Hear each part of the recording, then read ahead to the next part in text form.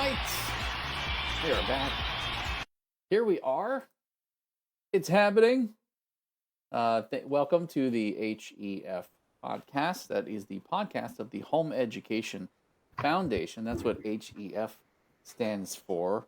And Brenda stands for Parents' Rights to Educate Their Families the Way They See Fit, which is also what the Home Education Foundation stands for and has done so since Brenda started the foundation. And Brenda has been the key lobbyist for home education for the last 40 years. She has been the main protectorate, if you will, watching legislation and watching all of the trends and movements and needs of home education families in Florida's. And we're happy that she was there doing that. We're happy that she started this path and that she created the Home Education Foundation. And all of the things that she has helped to do. And a lot of the changes that we've experienced recently have been very much thanks to some of our other partners. We thank right now all of our top sponsors for coming in and supporting the initiatives that we've taken on over this last year and the growth that we've been trying to achieve. And we have Arete, we have FPEA, that's the Florida Parent Educators Association, and we have Fisher Precious Metals, and we have a couple of others that are soon to be on the list. And then we also have, so we want to give them a special thank you, but we also have our recognition wall on our website. If you haven't been to it, it is flhef.org/supporters, and you can see all of the local businesses to Florida that love home education, they love parents' rights, they want to see more of that, and as a business, they've come in behind us to give us support, and we give them recognition, and together we champion the cause forward.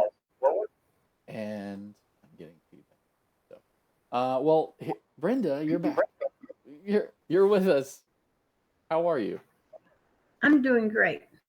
Good. I am all over the country. Yeah. Glad to be home for a week. I'm heading out again next week. Yeah, I think this is your super travel season, right? You're with family all over the place. Well, we're glad you're able to still make it to some of the podcasts. And I didn't know it, but like a true hero who doesn't say anything when something goes wrong, the podcast you were on a couple of weeks ago, you had literally just accidentally poured boiling water on your hand, and you were sitting on the podcast with us. And man, if you were ever tortured to get information out of you, I think you would win. I had no idea.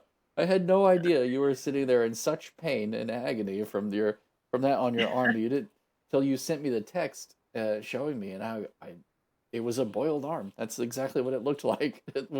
It blew my mind. But we are so glad. Flesh. Yeah, we're so glad you're better, or on the mend. Let me just say that, on the mend. It looks so much better than it did. Also, we had a very, very surreal experience this past week. Yeah. Crystal, do you want to talk about it? Sure. So we were in Bass Pro Shop in Tallahassee area, and we were just kind of looking around for some things for the kids for Christmas. And a woman walked up and stopped Jason and was like, "Thank you so much for what you do for home education families. We watch your live stream every week." She recognized us from this live stream, which was wild. Yeah, I was looking around to make sure she was in the right place. Are you talking to me? Yeah, they're a lovely family. The crazy thing is they don't even live in Tallahassee, and they were just happened to be here, and ran into us in the Bass Pro Shop and recognized us from this that we weren't planning to be in. Yeah, either. We actually had not planned to be there. It was a last minute impulse decision. So just very interesting. But it was wild to be recognized in public and to realize that people are just watching our faces. frequently enough to recognize us in a random store. So, Yeah, they were a lovely family, and it was wonderful very to much. meet you if you're here listening today. Um, Hi. so yeah, hi. Thanks. Shout out to that family for making our Yeah. day because Yeah. it was really cool to know that people are actually watching these. So Yeah, she thank you kept for stopping. apologizing. She was like, "Oh, I'm sure you get this all the time. Sorry to bother you." And I wasn't bothered at all. And I was like, "Well, actually, no, we don't get that all the time." It's one of those things. It made me think of over the years, Brenda, I think people just maybe assume you have all the support you need, you know.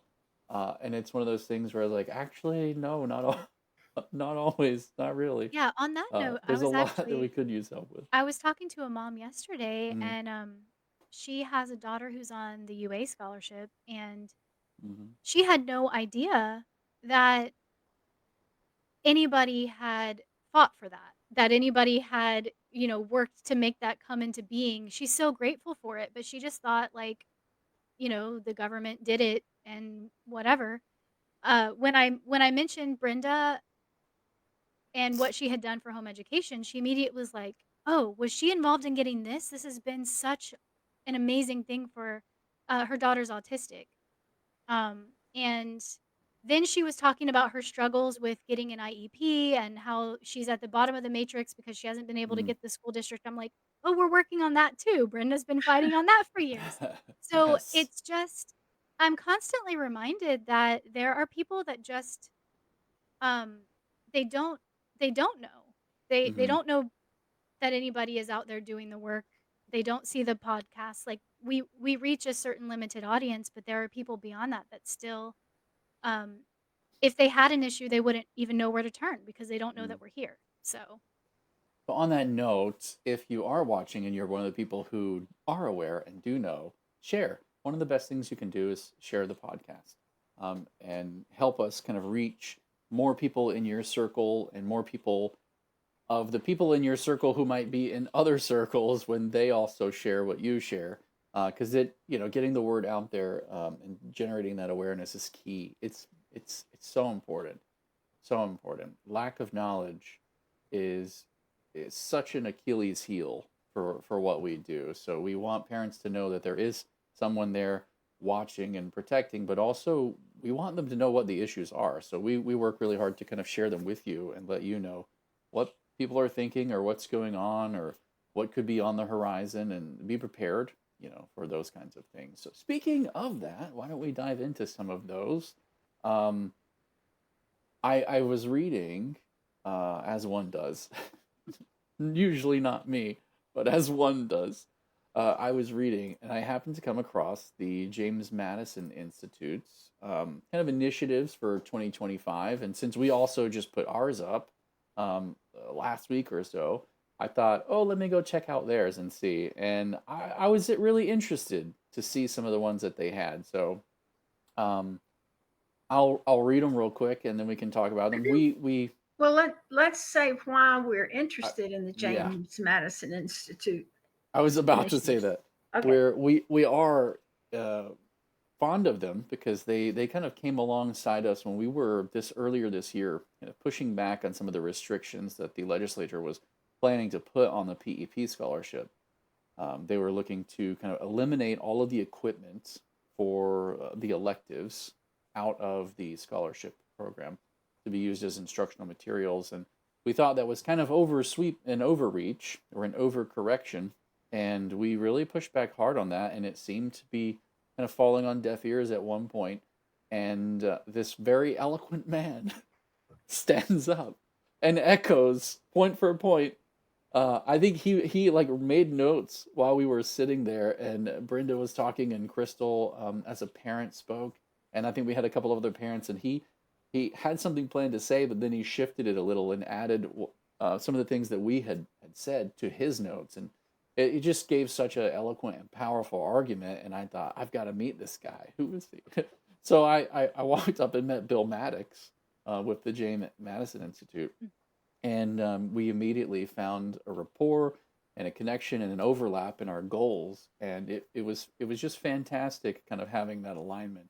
and having someone who could help echo some of what we're saying from their standpoint. They do more. I don't want to say it that way. The scope of their initiatives is larger and more broad than what we're focused on. We are hyper focused on parents' rights and education rights.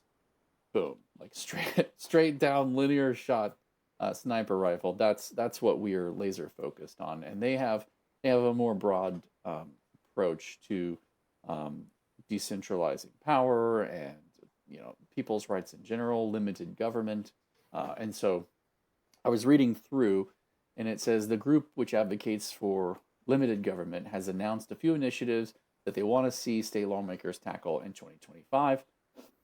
And on education, the James Madison Institute says they want to see education freedom promoted more at the local level by ensuring that public school buildings no longer in use are made available first to education entrepreneurs.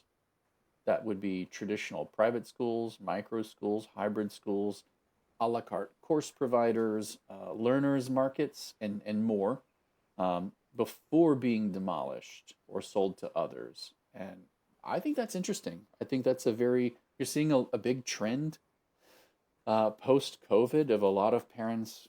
All the kids were emptied out of schools because of COVID, but a lot of them didn't go back. I think Bill Maher had a podcast episode where him and some of his panel were talking about that very same fact, that a lot of students just ended up not going back, and some of the schools in Florida have started to see dwindling numbers and or shut down for things like that. And so then what happens to that property? It's a great question, and it's a very interesting thing to kind of keep an eye on as opportunities and options emerge and ideas about how to use that space well and to benefit to continue to benefit education. And of course, as we look at it, we're interested in seeing where those things go, because we always want to ensure that the parents have educational opportunities for their children, and they can choose from among whatever they want to choose from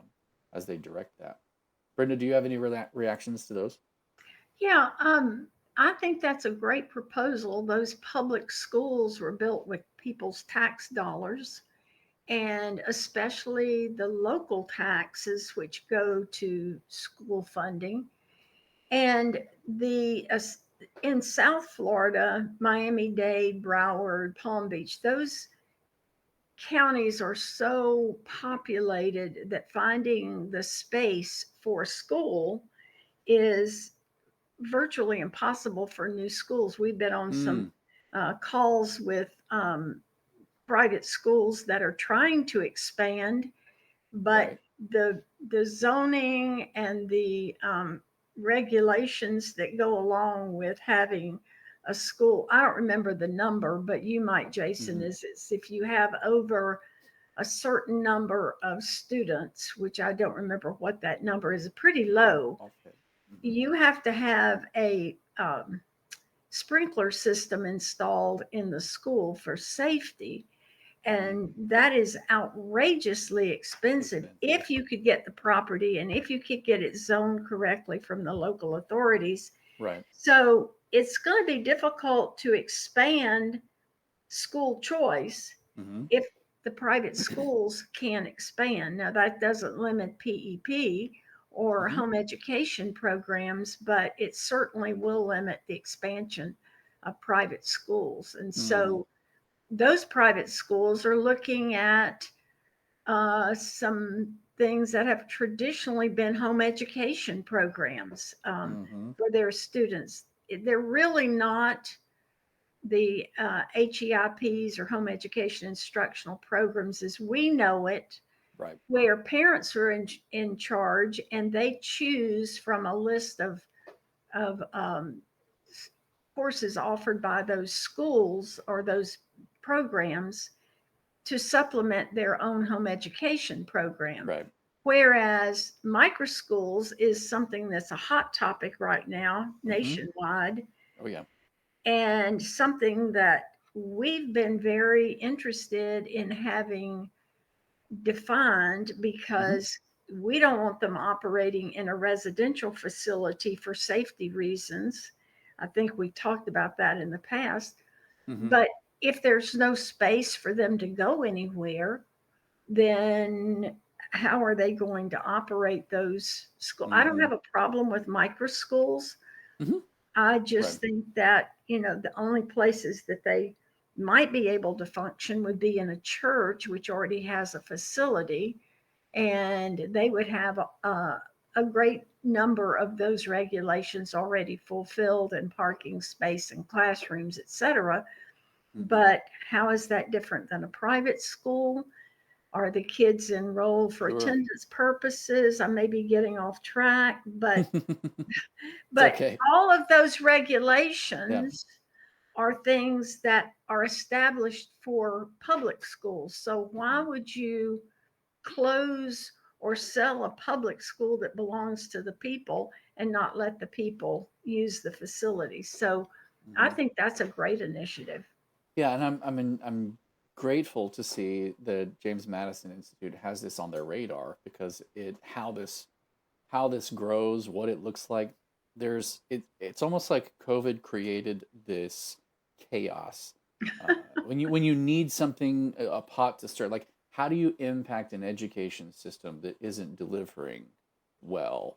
Well, it got completely shut down for a while, right? Like, and who would have chosen to do that? What policy would have put that in place? No one would have done that. So an event comes along and The word is creates. a disruptor. Yeah, I was getting there. An event comes along and completely disrupts that model, and suddenly people scramble with experiences that didn't necessarily go poorly, and so they're going, "Oh, let's borrow from that idea and let's pull this." But that is I mean, as you know from the home education world being fully wide open and free to choose from all of the options. People who are in a system were suddenly thrust into that open world, and now, as they're kind of trying to reintegrate their borrowing and choosing from other ideas, are going, maybe there's something more over here I can do, or maybe there's something over there I can do. And so it's interesting to kind of watch this. It's almost like Venom from Marvel, when he like kind of recoalesces into his form, like watching all the pieces kind of be pulled back in and go, all right, well, what fits, what doesn't fit, and how will that look? And I think you said this before the podcast started, but the devil's in the details. Like, it sounds like a great idea, but then you also mentioned, okay, but are they private schools or are they not? Or what are these, and how do you define those? And child safety, if they're hybrids where the school's not completely empty yet and it's supplemental and they're just using the property because the school is struggling, how do you maintain safety boundaries, or what does that look like? There's just so much that it touches. Jason, that's what we do. I know. I know. It gets me excited. Details. It gets me excited. We live in the weeds. Yes. But it's this big idea, and then trailing behind it, are all these tiny little details that have to follow. And I don't know. Seeing it on their radar was good. I'm cool. I appreciate it.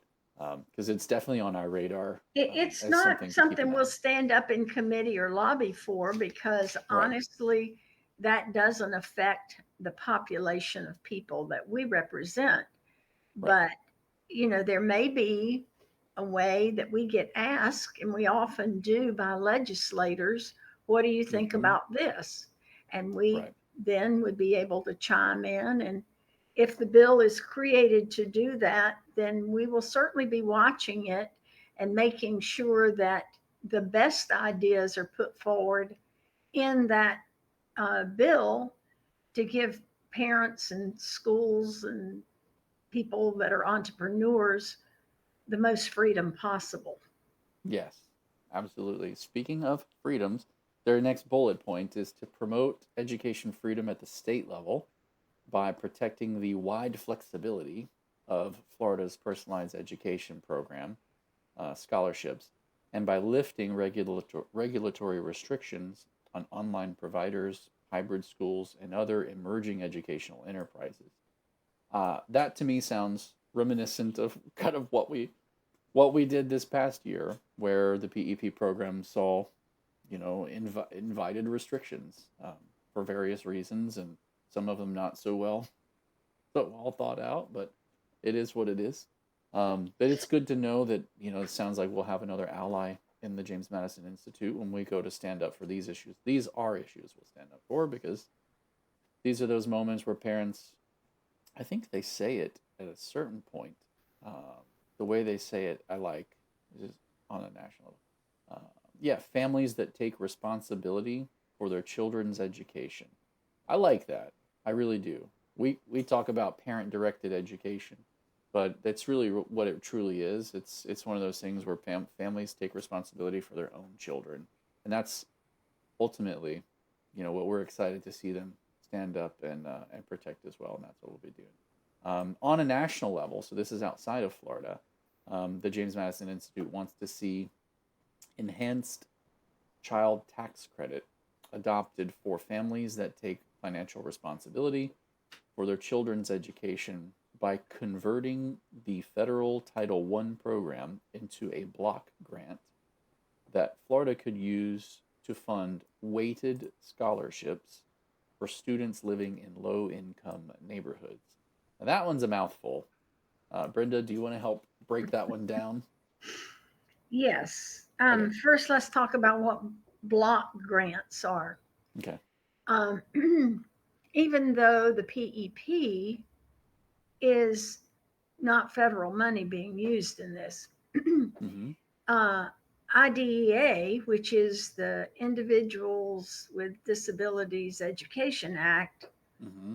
is federal money, and it is not a block grant. It specifies basically everything in the way the money can be spent, who it can be spent for, what are the matrices, how does that fund those. Okay. It's a very specifically detailed grant given Okay. to a state for those specific purposes. Okay. And PEP kind of tracks that on a state level, so just people have some idea, if they don't know what IDEA is, how it spells out who can get the scholarship, who can't get the scholarship, how the money will be spent, exactly how much money. Everything is spelled out, and we saw last year's, we've talked about how they were going to further regulate those grants to parents, and you can call them vouchers or grants or Please don't call them scholarships, vouchers. whatever, where they give parents money. Yeah. On the other hand, a block grant is like an idea. Mm-hmm. We want you to create more opportunities for innovative education in your state. And here's X number of dollars we're going to give you to do that. We want to watch what you do.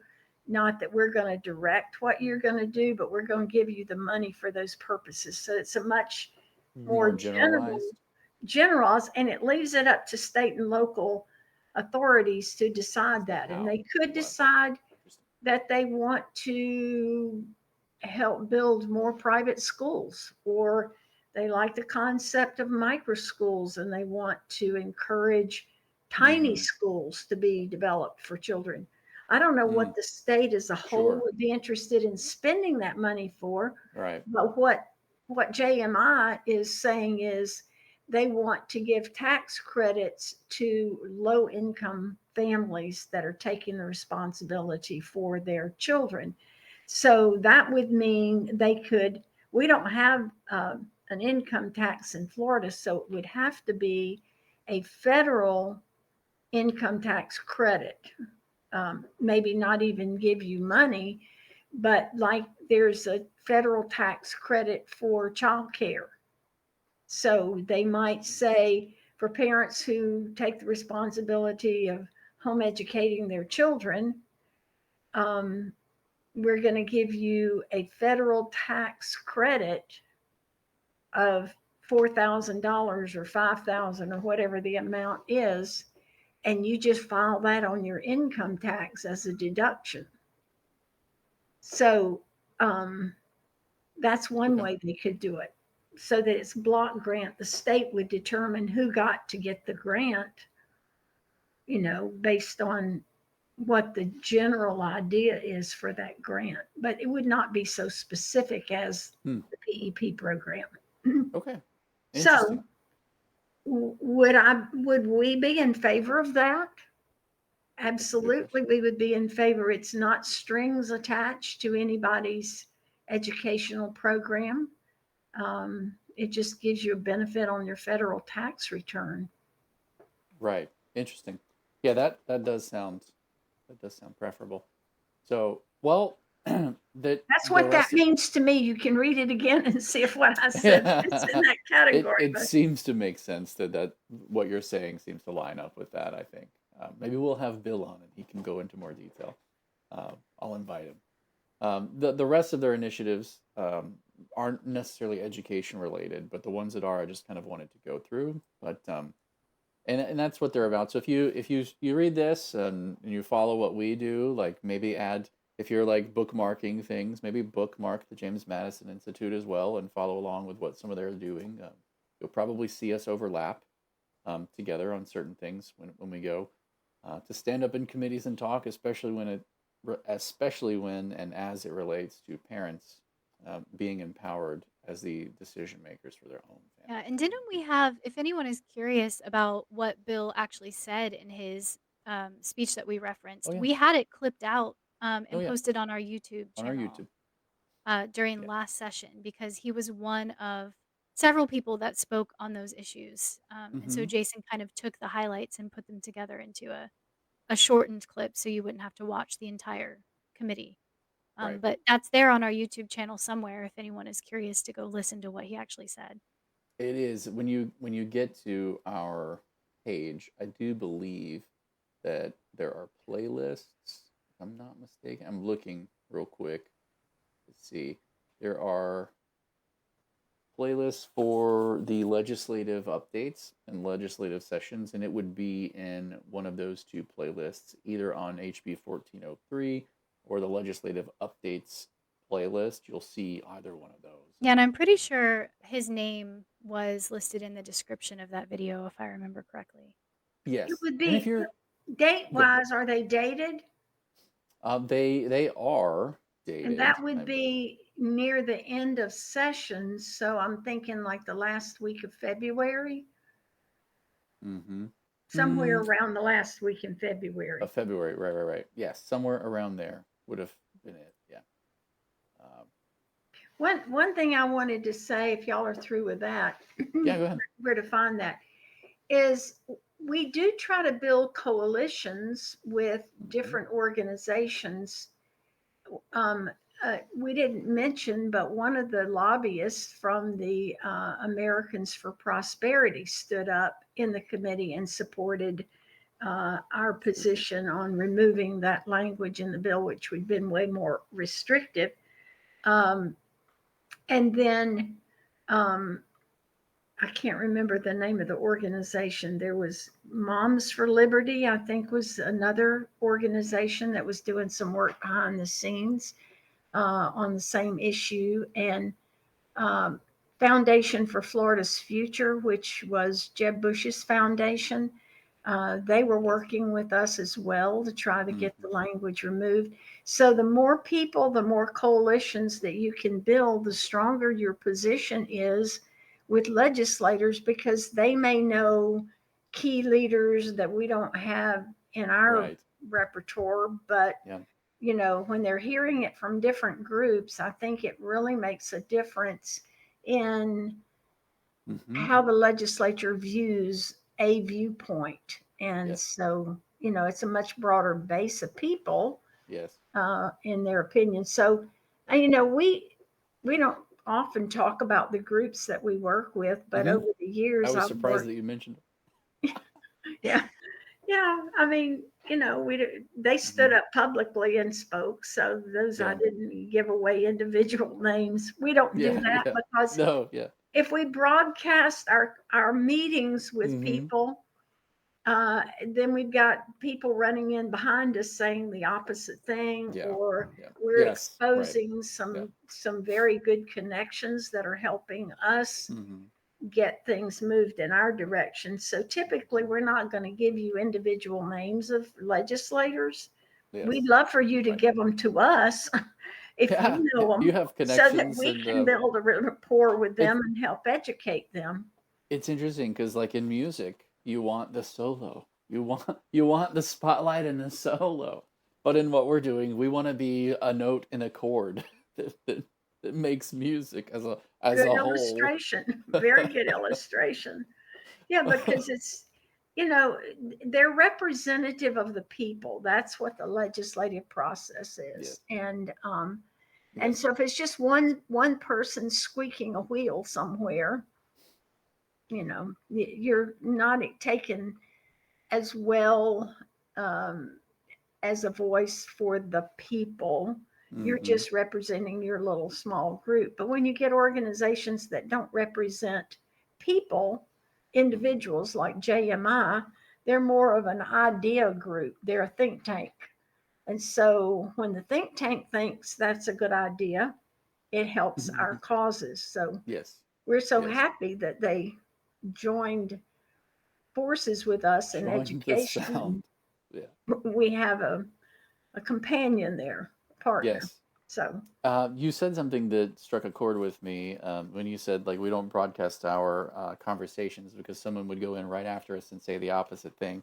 That almost sounds unbelievable that someone would do that. But I have to say that even after our live stream last week, I got a message from someone who was like, "You won't believe someone's on Facebook saying you said this and this is your official position." And I was like, that isn't our official position at all. At all. How did they even come up with that? Like, oh, I think they watched your live stream and then, put words into your mouth essentially. But it's one of those things where it's not lost on me that there are people who just want to stir the pot. And it's a very real thing. It's unfortunate and it's sad, but it's true. well, they're Um, also well-meaning people who want to some of them help, but they don't understand the issue well enough, or they don't understand on a daily basis how these things change. So the message they may be given was 2 months ago, when the message has changed drastically, and we want their assistance, but we want to make sure that they communicate with us first before they launch out on their own to talk to legislators. And they may yes, say, oh, we don't want that, but we want this, when this has already been killed. And we know that's not something we can promote. We don't want a right, legislator hanging out there yes, trying to promote something that's already been resolved. So it's a absolutely, complex, moving yes, process along the way. yes. And I've always been very reluctant to share specific details because Mm-hmm.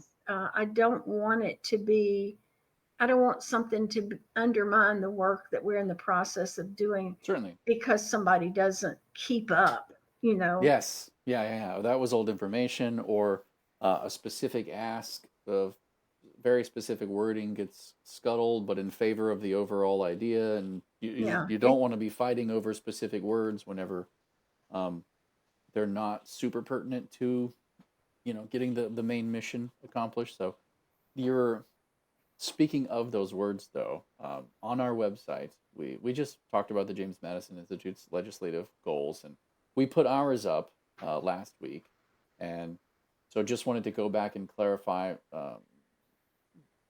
based on this conversation, if there is anybody who's curious about what our official position actually is on some of these things, we do have that posted on our website. So you can check that. It's in the forum. So if you go to the website, and you hover over information and forum, the live community forum down in 2025 legislative updates. That's where we've started this one. The issues and agenda, you click on that, and right there you'll have a list of all the things that we're focused on from digital devices all the way down. Um, you can kind of see the overall big picture view of some of the things that we're working on. We don't go too in the weeds as we go. But and again, this past session, we had another list that was about the same size. And some of these things that are on this list were on that list, but we ended up fighting so hard to keep the restrictions off of PEP that it became a um, not a bar. What,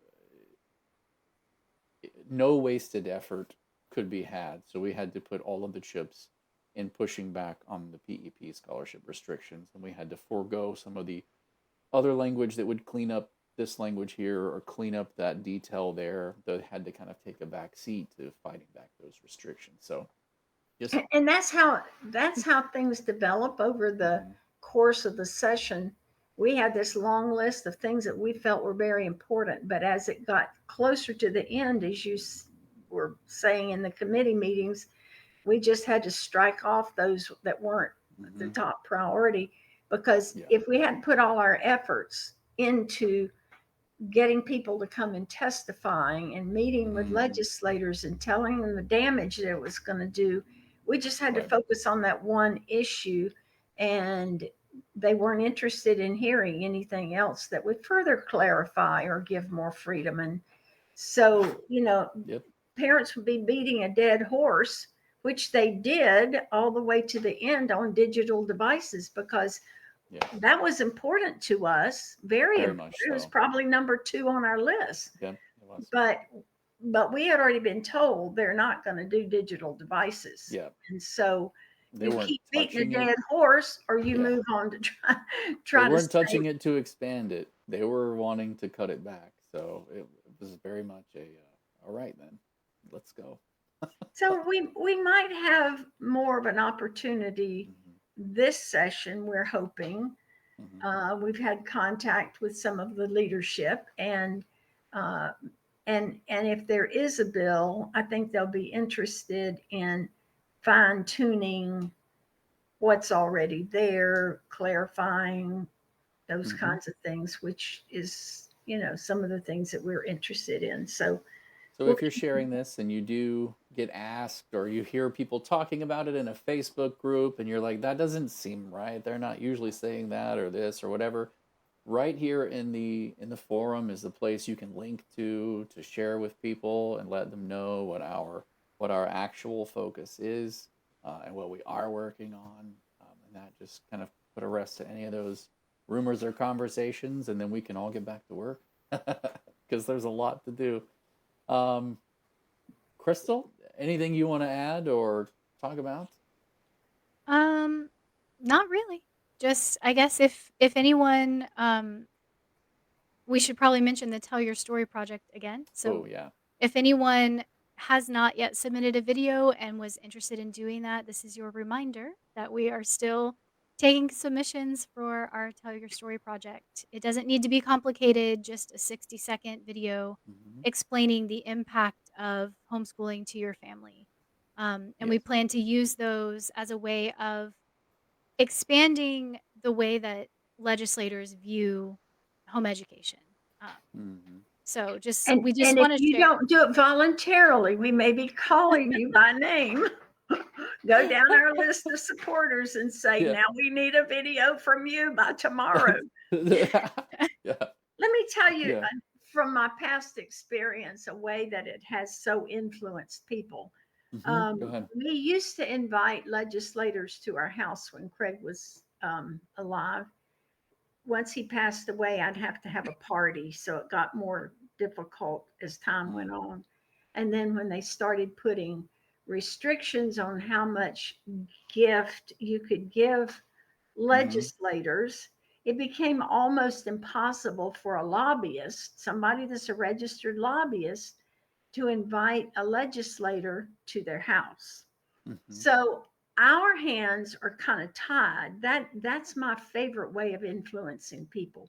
But your hands are not tired because you're not a registered lobbyist. So invite these people to your activities of home education. If you're having classes in a home education instructional program or a co-op, or just to your house to meet some of the people that you hang out with, let them hear the children. Let them hear what you're doing with your kids because they can't get away from. I testified in a court case. I was an expert witness, and it was back in like 2012. And the this family had had three different attorneys. One was appointed a judge, and it was a pro bono situation, so they lost that one, and other situations. So the last one that I ended up meeting with, we met with twice with a couple of other home educators, and we were trying to explain to him the program. He could not get his head around it. And finally, the day that they were going to be heard in court, I called and said, "Can I come?" And he had told me previously that if it was in the judge's chambers, no, but if it was in a courtroom, yes, I could come. So I called and I said, "So where's it going to be? I want to come." And he said, "Actually, I wish you would come." He said, "But could you come early because I have some questions?" So I did. He could not, and he was trying really hard to get his head around the fact that there were no regulations on home education programs. He just could not believe that parents would have that kind of freedom. So he said, "I want you to serve as an expert witness." I said, "Okay." He said, "I'm going to try to get you," I think the word is proffered for an expert witness, which he did. And then I explained the law to the judge. But he, as much as he wanted to represent these people, as much as he wanted to say the right things, it was just he was young and he had little kids. He just couldn't get his head around it. So that's the problem with the legislators that we're trying to overcome. Is if they've not met homeschooling families and their concept of education is a seat, a child in a seat in a classroom, reading about things, whatever is the mandate from the state. Brenda, why do you need kayaks? Can't understand how a parent could go to field trips and teach them about biology, or they just can't grasp it. And so we want home education parents to help us with that education process, because then it makes it easier for us if they know somebody, especially if it's a constituent of theirs. Try to find a time between now and when session cranks up in March, and they're here all the time, but they'll be home a couple of months, January, February, from now until session starts in March. See if you can invite them over to your house, or have them come to a meeting to your co-op or something.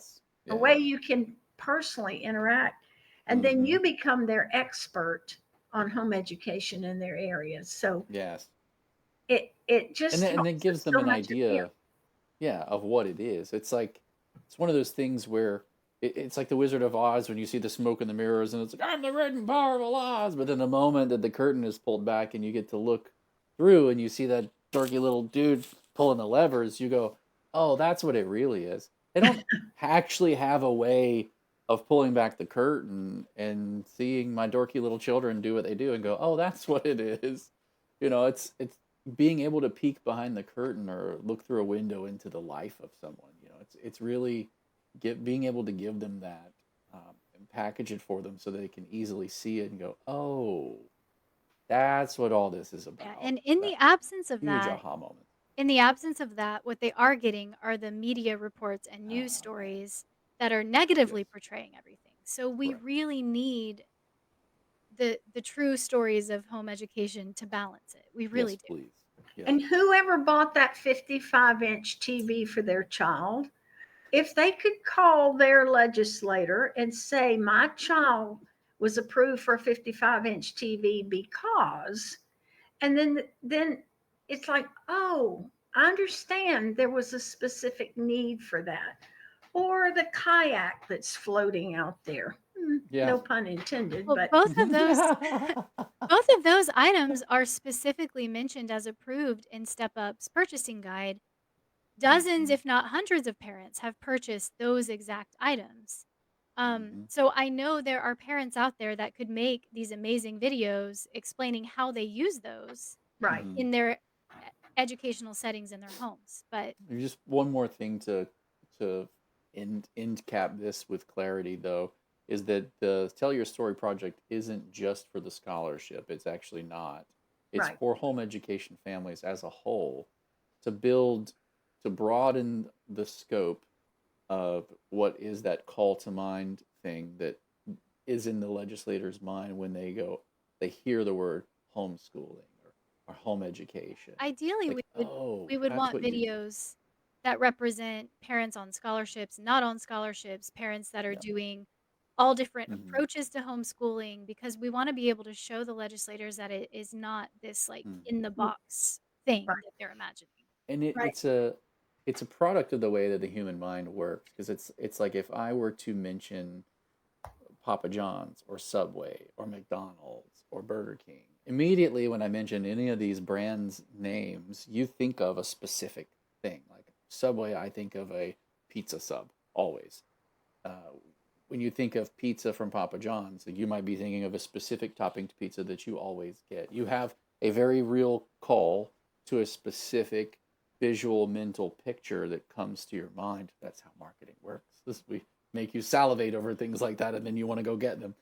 But for the legislators, when they hear the word homeschooling, they don't often know what that even means. They don't necessarily have a mental picture or a point of reference. Nothing visually or emotionally comes to mind that's impactful. They simply reference school. Oh, I know what school is. And they call to mind their public school experiences. And then they go, oh, you must be doing that at home. That's what it is. So why do you need any of this stuff? Like, oh boy, it's so different than that. It's Well, so different well, than really, that's how home educators generally think when they decide that they want to home educate.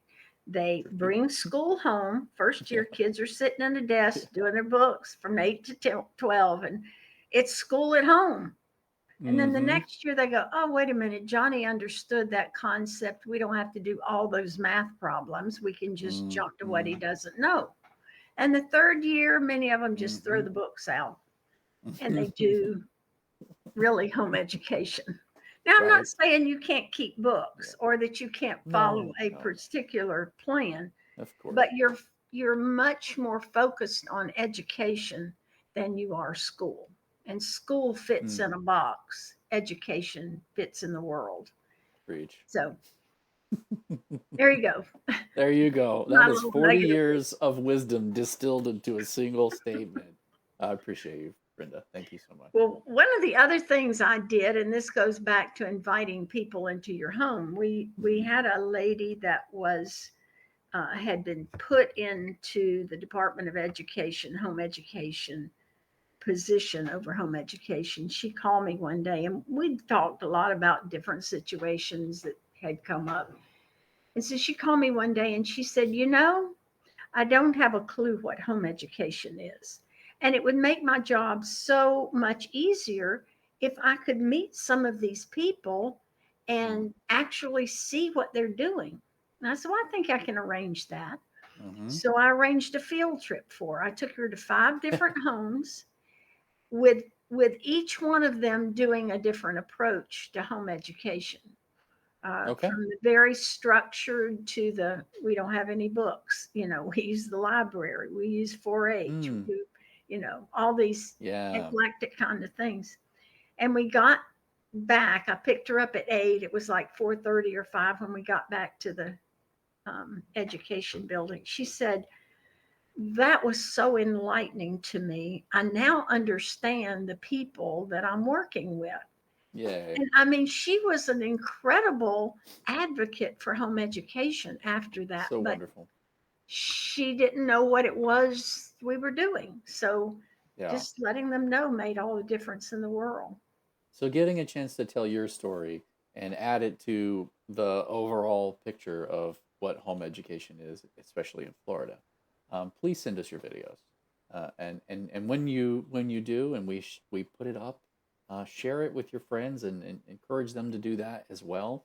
And we'll try to keep that ball rolling and get as many. Share My it with my your legislator's office. my big picture goal would be to get a minimum of 100 videos across Florida. There's 150,000 plus home education students the last time they counted. That should be easy. Like we should be able to get there. And if we can get even 100 videos, um, a legislator diving in and doom scrolling through all of those videos because they're just so curious from one family to the next, really couldn't broaden their mind and use social media habits to our advantage when trying to really try to reach and broaden the um, or shrink the gap, I guess, of knowledge for them between them. I mean, even starting off, my child was in a public school and he wasn't making the kind of progress he should have. And we decided to bring him home. And here's how we handled the education. We had to go back because he missed a lot of concepts. And now he's up to speed. And he loves doing, math on whatever, using his manipulatives and playing dominoes or whatever it is that you do that's education in your home. Keep in mind, there's a big difference between education and school. And we know those stories are out there because when we're at all the conventions and the conferences, we get flooded with people who come up and tell us their story. And I just put it on camera. Let us see it. Yeah. Let them see it. Let the legislators.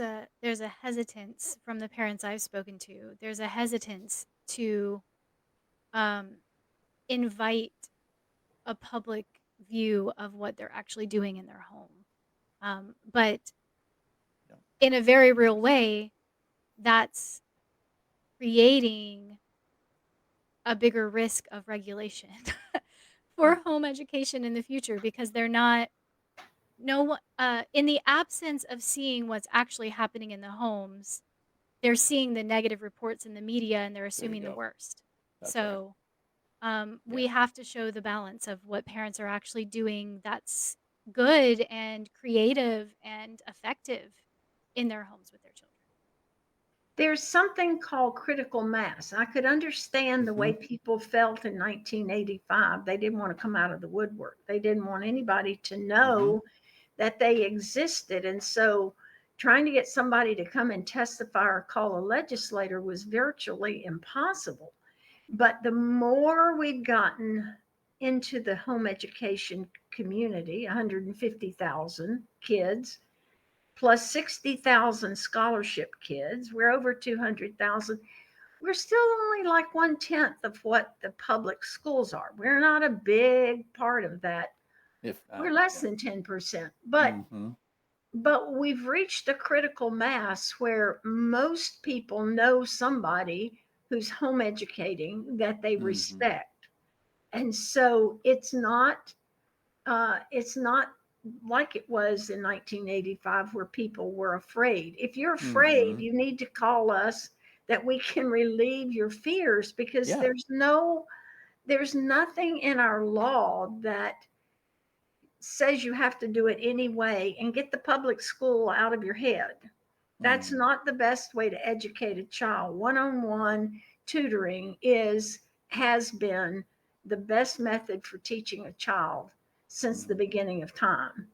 So get that model out of your head and don't measure yourself against the model or anybody else. If you've taken the initiative to educate your own child, you did it for a reason, and you will be directed by that child's interest. You will be directed by what you know is the next step, just intuitively.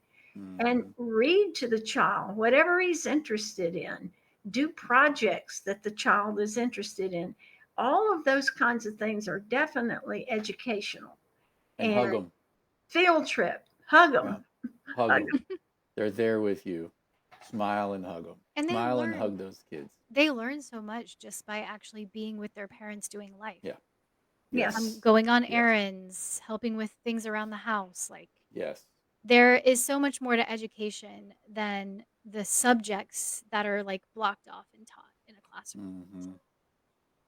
They're like little sponges. And And, they'll tell you what you're interested in. I felt like after we taught them how to read and taught them basic math, which we only did through games until we got to algebra and I bought a book. But we played games with them. That was what we did at night. Oh, and, they learned multiplication. They learned all of the things that they needed to without any kind of curriculum. That's right. And, you'll get to the formal education part soon enough, but at least up through 8th grade, for heaven's sakes, let the kids' curiosity reign. And they want to know. All you have to be is a librarian. You have to help them find a solution to their problem, or you have to help them find more information on what they're interested in. You don't have to be the teacher in front of the classroom lecturing to the kids, know it all. Learn with your kids. Man, that was the thing I hated so bad when my kids started doing college and they were doing dual enrollment. It's like, oh, there were so many more things I wanted to learn, but now I don't have the excuse to spend my time doing that. Yeah. Brenda, I love you. And thank you for jumping on a soapbox and letting us hear. I love watching you go on a tear. I really, really do. And I'm very thankful to all the people who have watched and are listening to our podcast, and especially who share it. Share this out with anyone that you can. We really, really appreciate you being with us and everything. We also want to say that we appreciate our top sponsors one more time. We have Arete, FPEA, and Fisher Precious Metals coming through. Brenda, last words. Is there anything you would like to say? One more thing you would like to say or mention? Oh, I've got lots more things, but we should say you're on a roll today. Would you want to do a 2-hour stream today? We can do it. I'll get more coffee. No, they've heard enough for me today. We have meetings we have to get to. Well, Crystal, is there anything else you would like to mention? No, that's all right. That's it. Well, if there's nothing else, we'll release your Monday back to you, and we thank you for your time and attention, and we appreciate you. Hi, Sue. Thank you for being with us today as well, and we'll see you on the next one. The next one will not be next week. The final podcast for this year will be December 30th, and it will be episode 70, and I'm cooking up something a little special, hopefully, for that episode. So we'll skip next week. Enjoy your holiday, enjoy your Christmas break, enjoy family and making memories, and we'll see you on December 30th.